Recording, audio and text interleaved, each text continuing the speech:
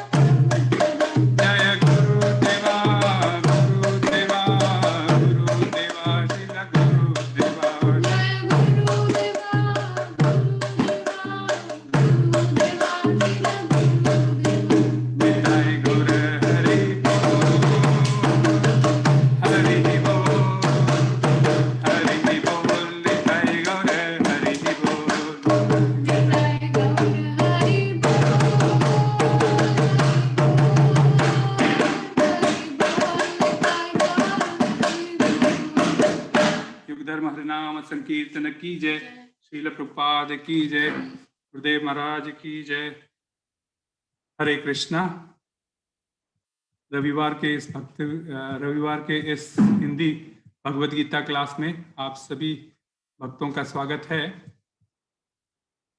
ISKCON Balram देश द्वारा आयोजित जूम के माध्यम से हिंदी भगवद गीता के इस क्लास में आप सभी का स्वागत करते हैं।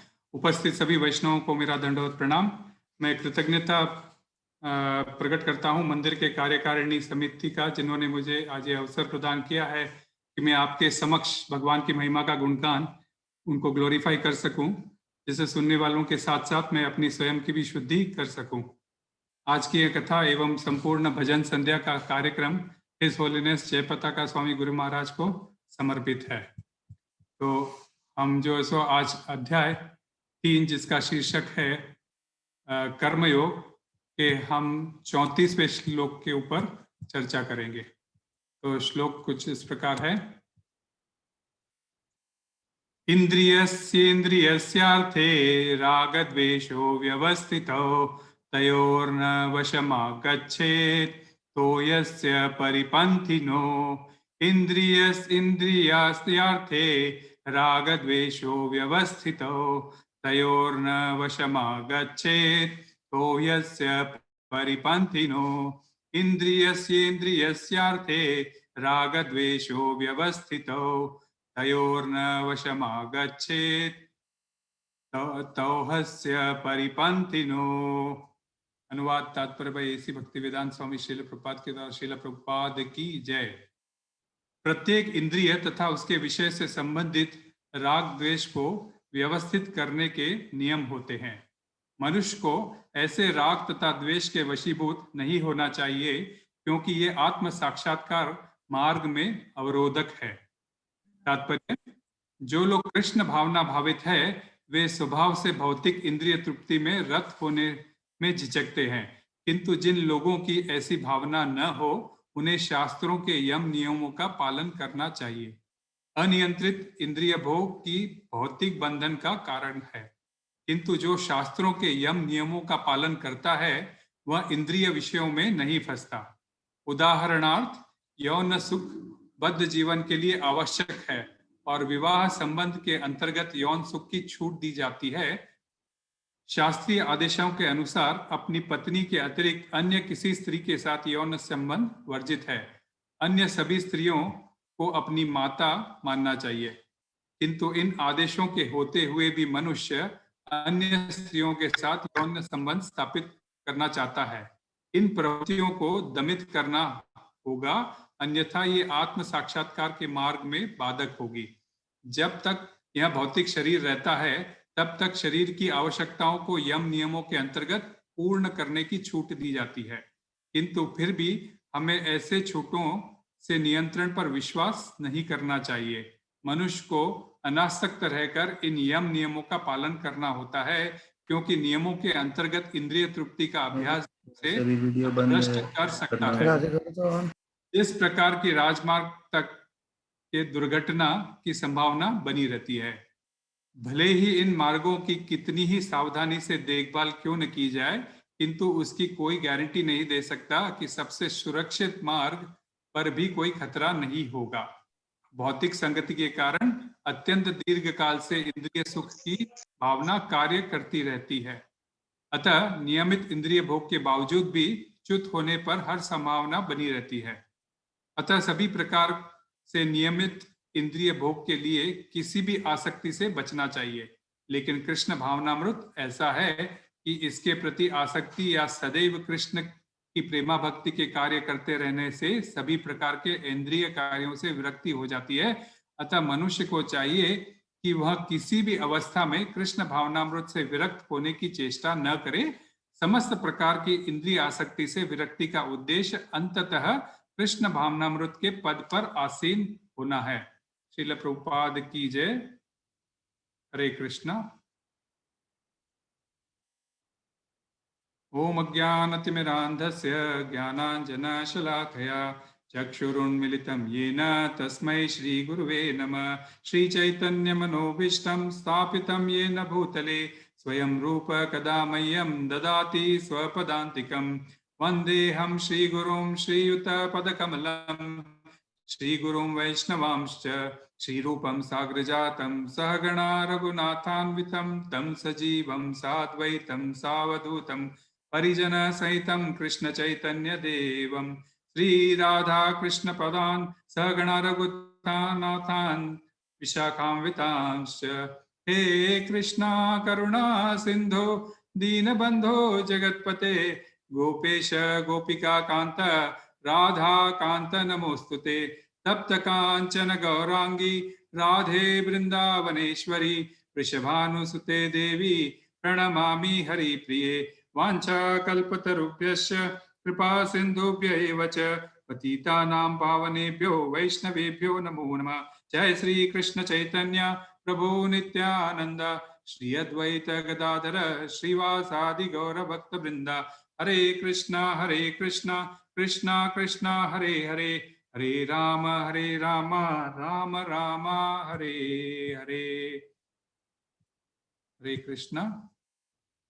तो अध्याय 3 श्लोक जिसका शीर्षक है कर्मयोग और श्लोक क्रमांक 34 पर हम चर्चा कर रहे हैं। तो ये श्लोक था इंद्रियस्यार्थे राग द्वेष व्यवस्थितो तेयोर्न वशमागच्छेत् तो ह्यस्य परिपंथिनो। इसका अनुवाद एक बार रिपीट कर लेते हैं। प्रत्येक इंद्रिय तथा उसके विषय से संबंधित राग द्वेष को व्यवस्थित करने के नियम होते हैं। मनुष्य को ऐसे राग तथा द्वेष के वशीभूत नहीं होना चाहिए क्योंकि ये आत्म साक्षात्कार के मार्ग में अवरोधक है। तो बड़ा ही इंटरेस्टिंग श्लोक है और बहुत ही गंभीर गहराई है इस श्लोक में। यह श्लोक पूरा समझ आते आते एवं इसका संदेश को हम अपने जीवन में उतारते उतारते शायद बहुत लंबा समय लग जाए, परंतु आज की चर्चा में इस श्लोक की हम प्रासंगिकता को समझने का प्रयास करते हैं। पिछले श्लोक से कनेक्शन है। पिछले श्लोक 33वें श्लोक में भगवान ने कहा था हर व्यक्ति अपनी अपनी प्रकृति और स्वभाव के वश में कर्म करता है। तो स्वाभाविक है कई लोगों को गुस्सा आता है, रोक नहीं पाते। कई लोगों को यह समझ नहीं आता कि गुस्सा क्यों आता है। कई लोग द्वेषी होते हैं, कई लोग अच्छे विचार वाले होते हैं, कई लोगों में त्याग की भावना बहुत ज्यादा होती है, कई लोग आलसी होते हैं, कई सेवा भाव में बिजी रहते हैं, कोई मृदुभाषी होते हैं तो कोई बहुत ही क्रूर होते हैं। तो सभी का अपना अपना स्वभाव होता है और उस स्वभाव को दबाना या बदलना आसान ही नहीं है, या ऐसे कह सकता हूं असंभव भी है। तो आप सोचोगे कि मुझे क्रोध नहीं आए, परंतु फिर भी आ जाता है। यार आता तो आता है परंतु कंट्रोल भी नहीं होता। वैसे ही आप सोचोगे मुझे गंदे विचार नहीं आए, फिर भी वे आते हैं। तो इस स्वभाव को दबाना बड़ा मुश्किल है। क्यों? क्योंकि यह स्वभाव बनता है आपके करोड़ों करोड़ों जन्मों से। आप जो करोड़ों करोड़ों जन्म लेके आते हैं उन सब के पूर्व प्रारब्ध से आप जो है सो आपका ये स्वभाव कंटिन्यू बनते आता है। आप जानते हुए भी ऐसा कुछ कर नहीं पाते हो, कितनी भी आप बुद्धि लगा लो। तो फिर क्या किया जाना चाहिए? ऐसे ही चलने देना चाहिए? ऐसे ही चलने दोगे तो फिर तो जीवन में बहुत सारी दुविधाएं, बहुत सारी प्रॉब्लम्स आएगी। स्वभाव यानी कि आपका भाव, जो स्वयं आपका भाव है वो इच्छा द्वारा प्रकट हो रहा है। इच्छाएं आपके अंदर कूट कूट कर भरी है और समय समय पर वह बाहर फ्लो हो जाती है। उदाहरण के तौर पर जैसे प्रेशर कुकर की सीटी, जब प्रेशर जमा हो जाता है तो फिर क्या होती है, सीटी ऊपर उठ के प्रेशर को रिलीज करती है और सीटी बचती है। और ये कब तक? जब तक गैस चालू है। समय समय पर प्रेशर बनते रहेगा और जो है सो सीटी बचती रहेगी। और ये कब तक बचती रहेगी? इतनी बजेगी कि एक समय ऐसा आएगा कि जब प्रेशर बर्दाश्त से बाहर हो जाएगा और कुकर जो है सो फट जाएगा। तो यह तो कुकर की हालत है। वैसे ही हमारे अंदर की इच्छाएं समय समय से आती रहती है और उस प्रेशर कुकर की तरह यदि हम उसको अनियंत्रित होने देंगे, क्योंकि और अपने आप को जो है सो अनियंत्रित करने देंगे तो इसका मतलब कि आप अपने आप को फटने देंगे? नहीं, इसको नियंत्रित करना होता है। जैसे 3 सीटी होते ही भोजन पक जाता है और हम जो है सो नियंत्रण के तौर पर हम जो है सो प्रेशर कुकर को जो है सो आंच से गैस से जो है सो नीचे उतार लेते हैं। उसी प्रकार हमारे जीवन में भी हमें नियंत्रण जरूरी है और आज का यह श्लोक इसी नियंत्रण की ओर इंगित करता है। तो ये भगवान जो है सो इस श्लोक के थ्रू हमें जो है सो सोल्यूशन दे रहे हैं। इंद्रियस्यार्थे राग द्वेषो व्यवस्थितो। ये जो पहली लाइन है ये भी एक बहुत बड़ा मैसेज है हमारे लिए। प्रत्येक इंद्रिय को उसी इंद्रिय के विषय के प्रति राग और द्वेष की व्यवस्था की गई है। तो भगवान कह रहे हैं कि देखो, जो तुम्हारी इंद्रियां तुम्हारा स्वभाव की वजह से जो अलग अलग चीजों में लगी है, जो चीजें तुम्हें अच्छी लगती है वो तुम्हारी इंद्रिय जो है सो ग्रहण कर लेगी, और जो तुम्हें अच्छी नहीं लगती है वह जो है सो तुम्हारी इंद्रियां जो है सो ग्रहण नहीं करेगी, उन्हें छोड़ देगी। तो यानी कि जो चीज पसंद है वो इंद्रिय जो है सो ले लेगी, उसको जो है सो हम राग कहते हैं। और जो पसंद नहीं है उसे छोड़ देगी, तो उस छोड़ देने को हम जो है सो उसको जो है सो द्वेष कहते हैं। तो राग द्वेषो व्यवस्थितो, व्यवस्थितो का शब्द यहाँ पे उसका अर्थ है दो वस्तुओं की व्यवस्था। कौन सी दो वस्तुओं की व्यवस्था, और इसकी व्यवस्था कहाँ की गई है?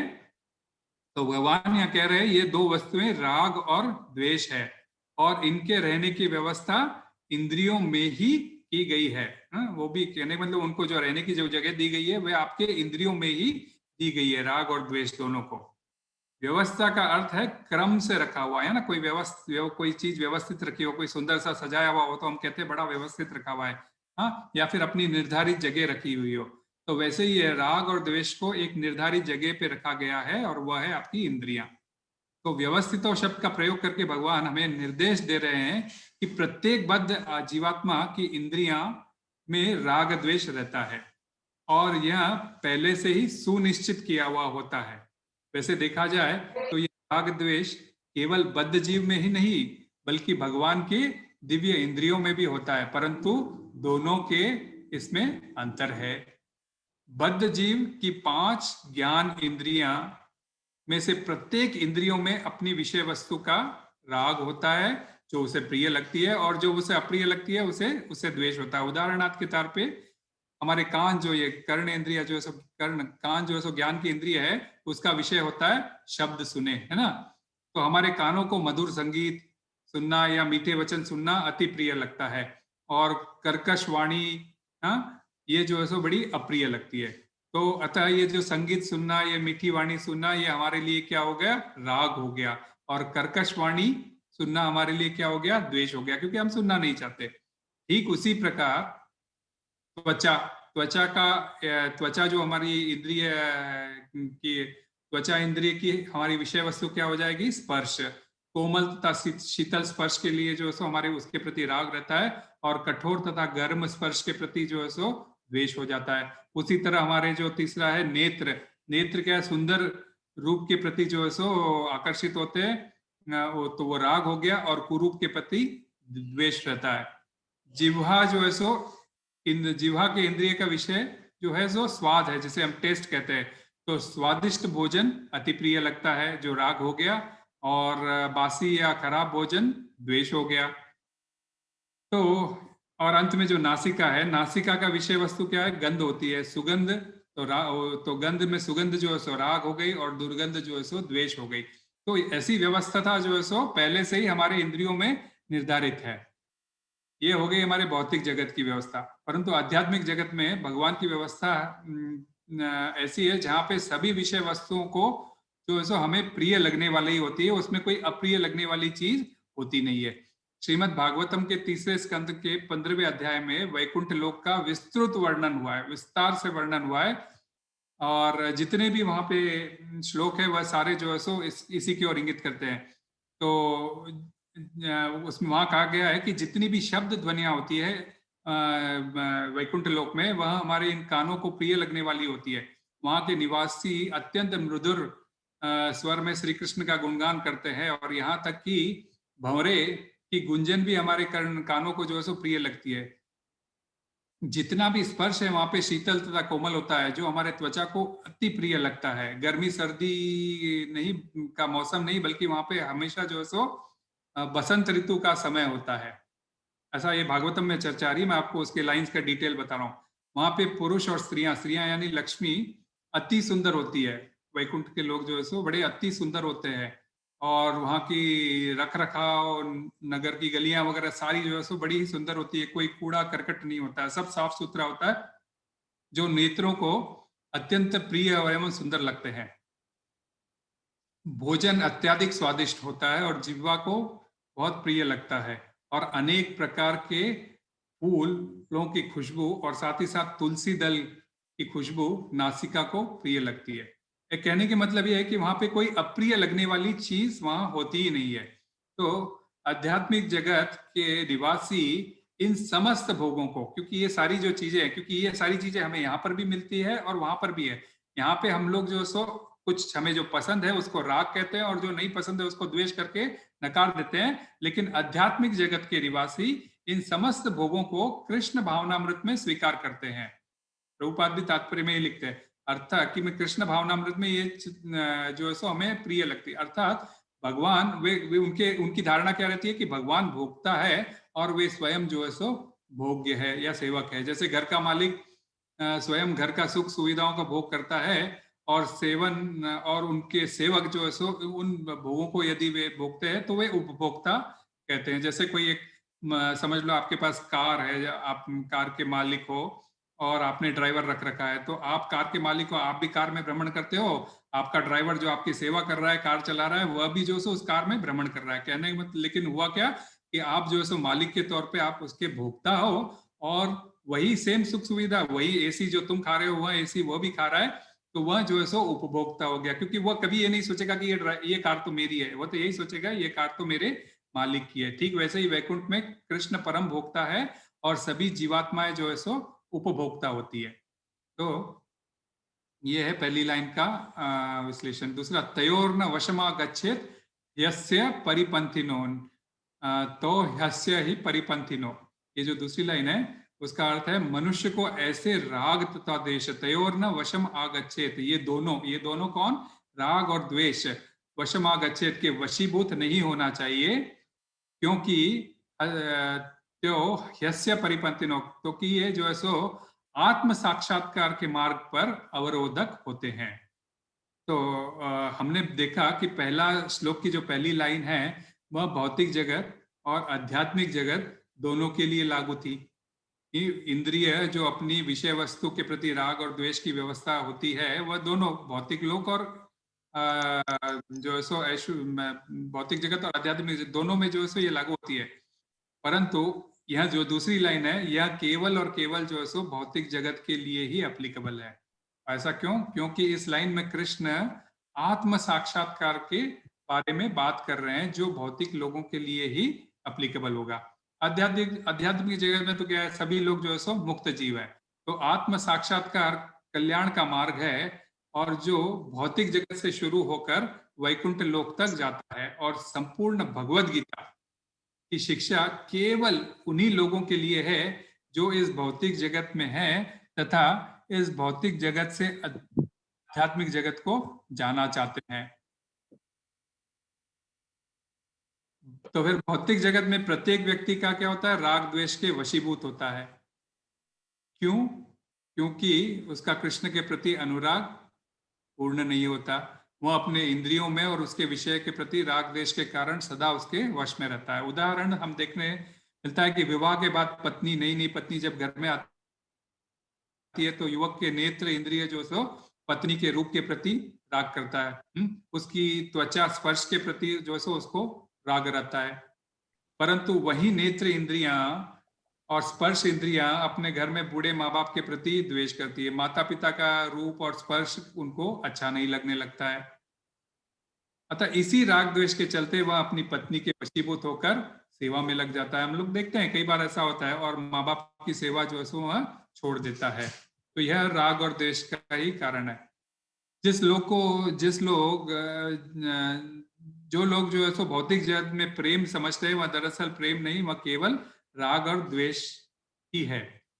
वास्तव में प्रेम का विषय तो सिर्फ एकमात्र कृष्ण है, परंतु जीवात्मा कृष्ण की प्रेममयी सेवा छोड़कर अपने इंद्रिय तृप्ति को प्रेम का केंद्र बना डालता है। वो प्रेम को जो सो केंद्र में रखता है। फलस्वरूप प्रेम के नाम पर जो भी कुछ संबंध वह बनाता है वह संबंध जो है सो राग और द्वेष के अलावा कुछ भी नहीं होता। यहाँ तक कि लड़के लड़कियां आपस में बिना माता पिता के अनुमति से विवाह करते हैं और उसका नाम जो है सो वह प्रेम विवाह देते हैं। वास्तव में वह प्रेम विवाह नहीं बल्कि राग और द्वेष का संबंध है। शुरू में जो है सो यह संबंध राग का होता है तब जो है सो बहुत सुंदर लगता है, और उसी सुंदरता के वो अति प्रिय होता है और उसी प्रियता के पीछे वह विवाह कर लेते हैं। और यही संबंध, प्रेम विवाह जो कहते हैं, आगे चलकर यही संबंध जो है सो द्वेष का रूप धारण कर लेता है और फिर संबंध में तलाक में तब्दील हो जाता है। तो भगवान जो है सो बड़ी इंपॉर्टेंटली इस श्लोक के जरा हमें शिक्षा देना चाह रहे हैं कि तयो न वशमागच्छेत, ये वर्ड है इसमें, इसके थ्रू हमें एक शिक्षा देना चाह रहे हैं कि हमारे कार्य इन राग द्वेष पर आधारित नहीं होने चाहिए। राग द्वेष के वशीभूत हमें कभी भी नहीं होना चाहिए। ये है तो बड़ी गूढ़ बात, लेकिन हम में से कौन ऐसा है जो ऐसा होता नहीं है। इसलिए मैंने शुरू में कहा था कि ये शायद इसको अपने जीवन में उतारते उतारते हमें बहुत लंबा समय लगेगा, पता नहीं इस जन्म में हो पाए, अगले जन्म में हो पाए। तो इसीलिए जो सो इसकी रूपरेखा के तौर पे जो है सो इस श्लोक के मैं समझाने की कोशिश कर रहा हूँ। तो राग द्वेष के वशीभूत नहीं होना चाहिए, ये है, ये आत्मज्ञान के मार्ग पर बाधा है। क्योंकि इंद्रियों को तो संसार के विषयों के प्रति बहुत राग होता है, विशेषकर स्त्री पुरुष के संबंध में जो सो बहुत ज्यादा होता है। और श्रीला प्रभुपाद ने इसी के अंदर थोड़ा डिटेल में तात्पर्य में समझा। उसने बटन दबाया ना। हरे कृष्णा, हरे कृष्णा। इसी प्रकार जो, इसीलिए जो है सो श्रीला प्रभुपाद ने जो है सो तात्पर्य में समझाया है। तो शास्त्र हमें निर्देश देता है कि हम इंद्रियों में स्थित राग द्वेष के वशीभूत न होकर उत्साह पूर्वक कृष्ण की प्रसन्नता के लिए कार्य करें। एक और शब्द बड़ा इंपॉर्टेंट है, परिपंथिनो। यह शब्द परिपंथनी, परिपंथी का द्विवचन है, दो शब्द से बना है, परि और पंथी। परि का अर्थ है चारों ओर से जो बांधने वाला हो, और पंथी का अर्थ होता है यात्री। परिपंथी का अर्थ हुआ यात्री को चारों ओर से बांधने वाला, अर्थात जीवात्मा जो इस भौतिक जगत में यात्रा में है एंड अपने कर्मों के कारण बद्ध अवस्था में भी है ना। क्योंकि जीवा तो भगवान भगवद गीता के 30वें श्लोक में कहते हैं कि उनके मत के अनुसार जो काम करने वाला व्यक्ति है वह कर्म बंधन से छूट जाता है। और आज कह रहे हैं कि जो लोग उनका मत, जैसे कृष्ण का मत पालन नहीं करते और जो सिर्फ राग द्वेष के अनुसार कर्म करते, वे कर्म बंधन से छूटने के बजाय कर्म बंधन में फंसते जाते हैं। पंथी का मतलब यहाँ पे यात्री है, जो यात्री बनकर इस भौतिक जगत में यात्रा करते रहते हैं। कभी स्वर्ग गया, कभी स्वर्ग गया, कभी नर्क गया, कभी जो है सो भौतिक जगत में ही रहा। तो इस प्रकार जो है सो जैसे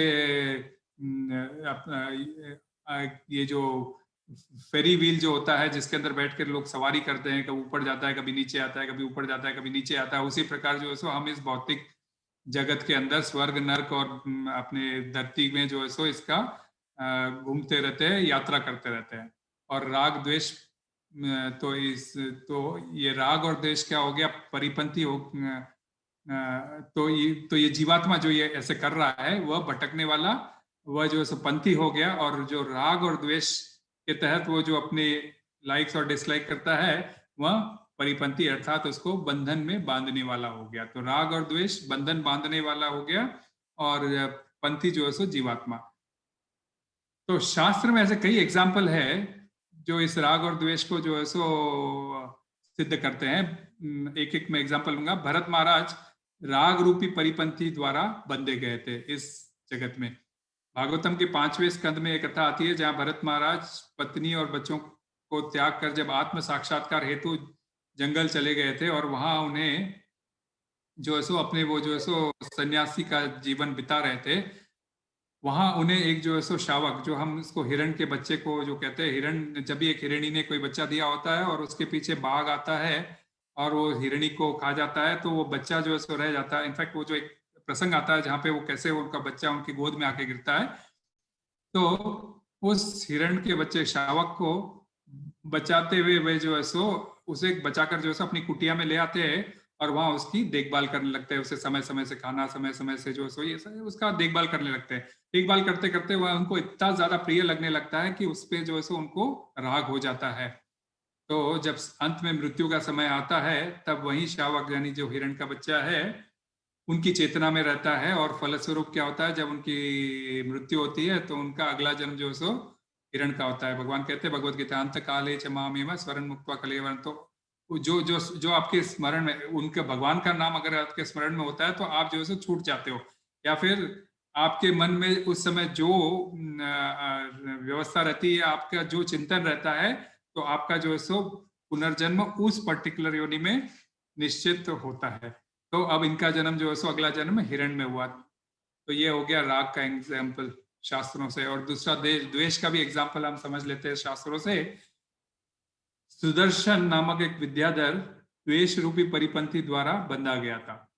भागवतम के 10वें स्कंद के 34वें अध्याय में इसका वर्णन आता है। सुदर्शन विद्याधर बड़ा ही सुंदर व्यक्ति था और विमान द्वारा आकाश यात्रा किया करता था।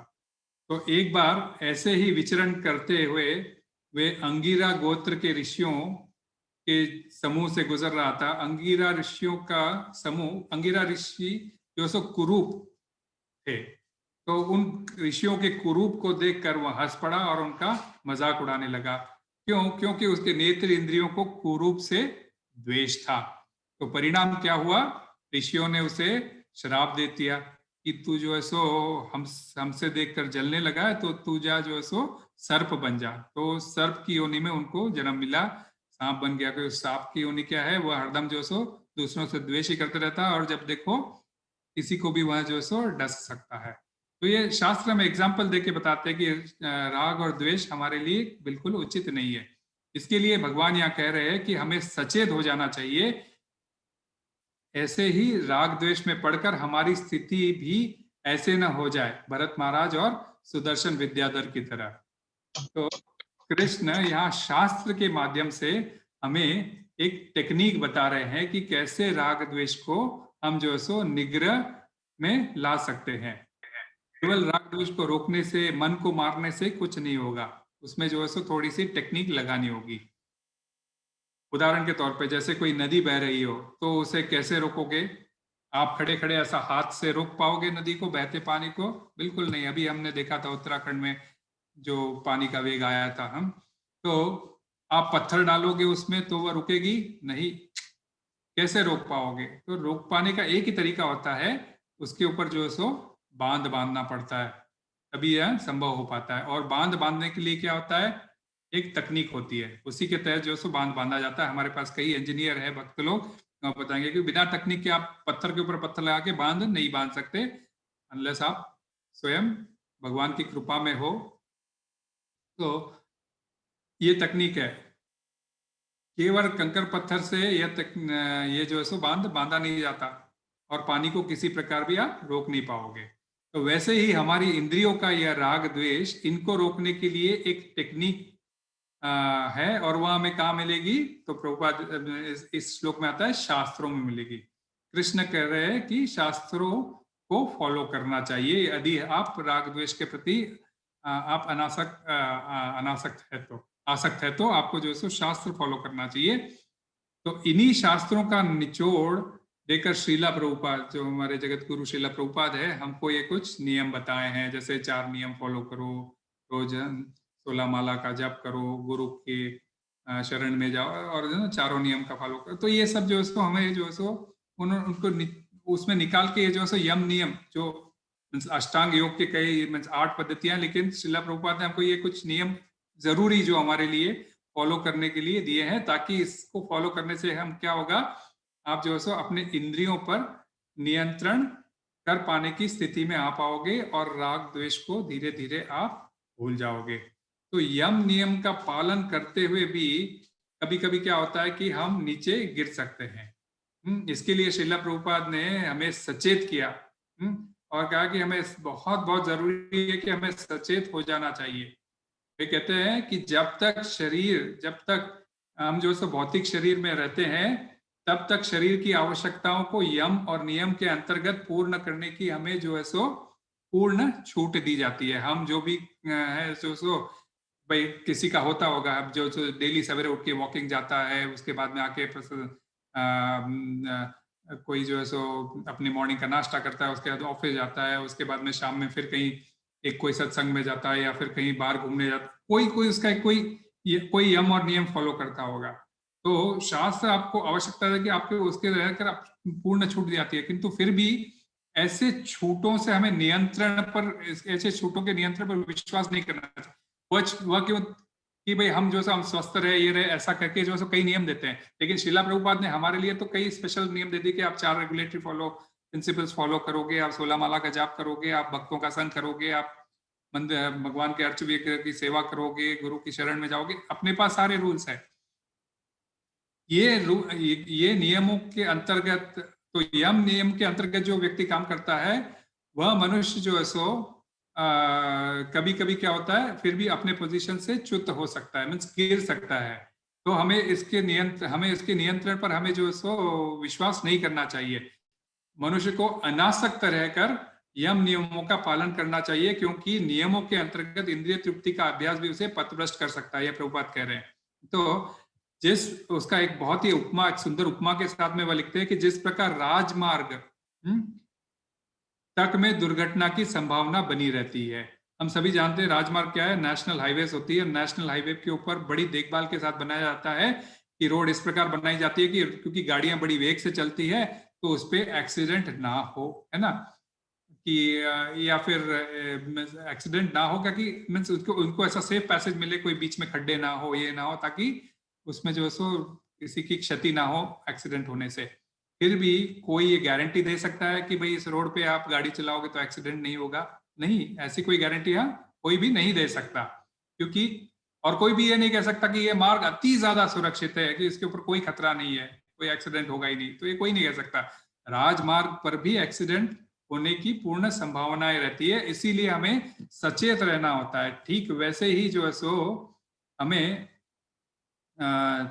ठीक वैसे ही हमें जो है सो यम नियम के अंतर्गत इंद्रिय पूर्ति के लिए राग द्वेष से हमें सचेत होना होता है। इसके लिए अनासक्त रहकर यम नियम का पालन करना चाहिए, और यही टेक्निक जो है सो इस श्लोक में बहुत पुरजोर जोर देकर श्रील प्रभुपाद हमको समझा रहे हैं। तो जब जब भक्त लोगों पे इसका क्या असर होता है, इसकी भी हम थोड़ी सी चर्चा कर लेते हैं। भक्त क्या करता है, अपनी पांचों ज्ञान इंद्रिया, अभी हमने जो सुने थे कि ज्ञान इंद्रिया हमारी जो होती है, तो पांचों ज्ञान इंद्रियां और उनके पांचों विषय के प्रति राग और द्वेष के वश में नहीं आते हैं। कैसे नहीं आते भाई, उनको कोई स्पेशल, तो ये टेक्निक है, यम नियम के जो है सो हम पालन करेंगे, अनासक्त होके पालन करेंगे, तो हम जो है सो उनके राग और द्वेष के वश में नहीं आते। वे सभी जानते हैं कि परम भोक्ता तो स्वयं कृष्ण है। भगवत गीता में भी तो जो कहा है, भोक्तारम यज्ञ तपसाम सर्वलोक महेश्वरम, सारे यज्ञों के भोक्ता श्री कृष्ण है। और हमें उनके हमें अपनी इंद्रियों को सेटिस्फाई करने के बजाय भगवान की इंद्रियों को तुष्ट करना सीखना होता है। तो और भक्त करते क्या है, इस चक्कर में अपना कार्य करते क्या है, वह अपनी श्रवण इंद्रियों से वे क्या करते हैं, वे मधुर गीत या संगीत जो कृष्ण से संबंधित नहीं है उनको नहीं सुनते। वे वही सुनते हैं जो है सो जिसमें भगवान का नाम लिया जा रहा हो। ये वो जो है सो कीर्तन करते हैं, कीर्तन में भगवान का नाम लिया होता है, या फिर अभी मैं जो बात कर रहा हूँ ये भी कीर्तन कैटेगरी, जहाँ पे भगवान की कथा चल रही हो, या फिर भगवान के बारे में, या फिर भगवान ने हमें जो ये अपना जीवन दिया है, हमें जो सो गृहस्थ जीवन दिया है, उस गृहस्थ को निभाने के लिए हम शायद काम पर भी जाते हैं ताकि हमारे परिवार का पालन पोषण हो। तो वह जो है सो उसमें अपनी श्रवण इंद्रिया जो है सो उसी में लगाता है, भगवान की कथा सुनने में। अपने जो है सो नेत्रों को भड़कीले नृत्य देखने में या सिनेमा देखने में, उसके संबंध में उसको कोई रुचि नहीं रहती। वह तो जो है सो सिर्फ और सिर्फ कृष्ण के प्रति आसक्त रहता है, और वह जो सो जो आसक्ति उसे पहले किसी और विषयों में थी, वह आसक्ति जो है सो शिफ्ट करता है कृष्ण के विषय में, और उसको जो है सो कृष्ण पे आसक्ति होना शुरू हो जाती है। तो वह जो है सो बार बार यदि देखना भी चाहे तो हर रूप में वह जो है सो कृष्ण को देखेगा। जैसे 10वें अध्याय में बहुत सारे एग्जाम्पल है भगवत गीता के। जैसे आप बाहर जा रहे हो तो आपने सूर्य को देखा, तो भगवत गीता के 10वें अध्याय में भगवान कहते हैं कि सूर्य चंद्रमा उन्हीं के रूप में, तो है ना, उनको देख के आपको जो है सो भगवान के जो है सो ये आ जाए कि भाई आपने कुछ बड़ी सुंदर चीज देखी, तो ये भगवान ने बड़ा सुंदर फूल देखा तो भगवान ने कितना अच्छा सुंदर ये फूल बनाया। तो आपको जो भी चीज देख के भगवान का स्मरण हो जाए, आप जो है सो वही देखना पसंद करते हो। जीवा से जीवा के रस के प्रति आप जो है सो प्रसाद ही खाते हो, बाहर कितना भी कोई स्वादिष्ट व्यंजन क्यों न बनाया हो, कोई पकवान ही क्यों न बनाए हो, आप जो है सो उसको, भक्त लोग जो है सो उसको ग्रहण करना नहीं चाहते। उसी प्रकार जो है सो हमारी घ्राण इंद्रिया, हमारी जो गंध की प्रति जो हमारी आसक्ति है, वह केवल हम उन्हीं चीजों को सूंघना पसंद करते हैं जो कृष्ण को अर्पण की गई है, जैसे कृष्ण के चरणों पर अर्पण गए किए गए फूल और तुलसी दल हो। तो भक्त अपने जीवन में जानता है कि कृष्ण परम भोक्ता है, मैं तो जो भी है उनके सेटिस्फैक्शन के लिए काम कर रहा हूँ। तो वो जब ये तत्व समझता है तो वो अपना जीवन उसी कृष्णा कॉन्शियसनेस में बिताते हैं जो वैकुंठ के निवासी करते हैं। हमने शुरू में समझा कि वैकुंठ के निवासी अपना जीवन जो है सो कृष्णा कॉन्शियसनेस में जो भी चीजें भोगते हैं वहां पर भगवान के धाम में, वे जो है सो एज ए भोक्ता और उपभोक्ता के रूप में रहते हैं, कि मीन्स लाइक श्री कृष्ण जो है सो भोक्ता है और बाकी वैकुंठ के निवासी जो बाकी आत्मा है जो है जो उपभोक्ता है। तो यही बात जो है सो इस भौतिक जगत में रहते हुए भी हमें जो है सो इस भोक्ता और उपभोक्ता का प्रैक्टिस कर लेना चाहिए, जिससे जो सो अनासक्ति की वजह से हम जो सो हमारा कार्य भगवान हरदम जो हमारा जो सो राग और द्वेष जो सो हमारे मन से हटाए और जो सो भगवान से हमारी आसक्ति बढ़ाए। तो भगवान जो है सो अर्जुन के थ्रू हमें मैसेज दे रहे हैं कि इन राग द्वेष को हमारे कल्याण के मार्ग से हटा देना चाहिए, क्योंकि ये हमारे शत्रु है। और इस शत्रु के वजह से कभी कभी क्या होता है, हम जो सो अपने पद से भटक जाते हैं। वैसे नॉर्मली इंद्रियां और उसके विषय वस्तु में को हम लोग जो है सो हमारा शत्रु मानते हैं, परंतु गहराई से आप देखोगे तो विचार करोगे तो पाओगे वास्तव में शत्रु तो ये इंद्रिय और उनके विषय नहीं, बल्कि उनमें स्थित ये राग और द्वेष ही हमारे वास्तविक शत्रु है। इन पर निग्रह करना जरूरी है, अर्थात कंट्रोल करना जरूरी है। टेक्निक अपनानी होगी, अनासक्त होकर अपने यम नियम को फॉलो करना होगा, रोज 16 माला जाप करना होगा, भगवान के विषय में जानकारी हासिल करनी होगी, भक्तों का संग करना होगा और 4 नियम फॉलो करने होंगे। इसी के साथ जो है सो मैं यहाँ पे 8:15 होने आ गई है, मैं अपनी वाणी को विराम देखता हूँ। वैसे मैं देख रहा हूँ कि भजन संध्या टीम सप्त कांचन गौर हरि प्रभु और एवं उनके परिवार बिल्कुल तैयार है। अब समय हो चुका है, हम उनके मुखारबिंद से सुंदर वैष्णव भजन का आस्वादन करेंगे। श्रील प्रभुपाद की जय, गुरुदेव महाराज की जय, गौर सीतानाथ प्रेमानंदे।